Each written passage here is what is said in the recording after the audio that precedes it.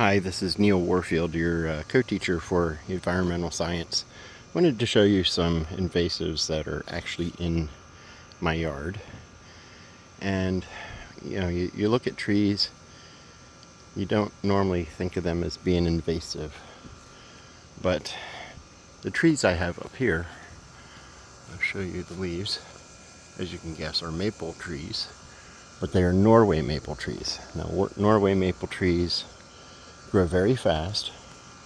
You can see they grow very tall. They have a very shallow root system, and they secrete chemicals that will actually inhibit growth of other plants on the forest floor. I don't consider this a forest, it's a woods. But, so what I did this year, and I'll explain a little bit later why I did it, I cut down first dead trees and made a fence out of them. Kind of cool. But along the neighbor's driveway and in through here, I planted saplings that are native. I have some over here, and white clover, which is native to this area, and also some native tall grasses. Now, the tall grasses aren't doing quite as well because of the heat, but as you can see, the clover's doing pretty good. So, if we look up this way, we're at the bottom of a hill. So when it rains, all that water comes rushing into my yard. And let me walk down here, and I'll show you why that's important to me. So all this stuff right here, you might think it's invasive. It's not. It is actually a plant called jewelweed. I'm going off target, but if you squeeze the juices out of it, you can put it on poison ivy and it takes the itch away.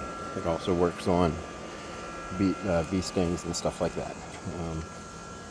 Anyhow, I got a good crop of it growing here. And they say it grows like a weed. It sure does. I've got to walk around this way to show you the other side of where I was just at. So that is the embankment behind where we were at. I have lost about a foot of that in the 10 years that I've lived here from erosion. Every time it rains, a little bit of it washes away. Now I've put landscaping timbers along the top to try to redirect water, but I really need to have plants growing up there to soak up the water and slow it down and stop the erosion. Something else I'm going to show you is somewhere over here. I bet anybody can take a venture to guess what that is. That is Japanese stilt grass. I did not have that in my yard until we started taking the dogs down here to play down by the stream. And guess what? It got carried up to my yard. And that patch keeps getting bigger every year. I'm going to try to come down here without falling on my butt. I just had a limb fall down last week and I haven't cleaned it up yet.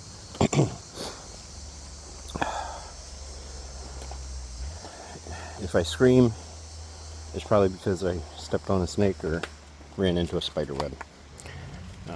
I'll try not to do that. So more jewelweed. That's a little flower that it gets. Like I said, very good for poison ivy and other things that make you itchy. So I'm gonna have to walk through the weeds to get to it, but down here by the stream there is another plant that is extremely invasive, and I'll tell you about it once I get to it. Trying not to step on poison ivy either. So it is this little grove of plants right here, and here's a stalk that I've actually pulled. The stalk looks a little bit like bamboo. It's hollow like it, but it's not as hard. And those are the flowers, and I'm sad to say that it's flowering because that means it's going to spread more. It is called Japanese knotweed, It has rhizomes, kind of like roots, that'll go up to 3 meters deep. 3 meters is pretty close to 9 feet. A lot of people, when they try to get rid of this stuff, have to dig it entirely out. I don't want to do that.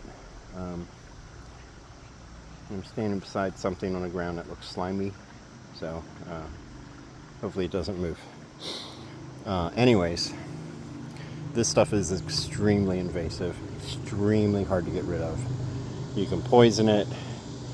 Burning it's not a good idea because it will release its pollen and germinate elsewhere.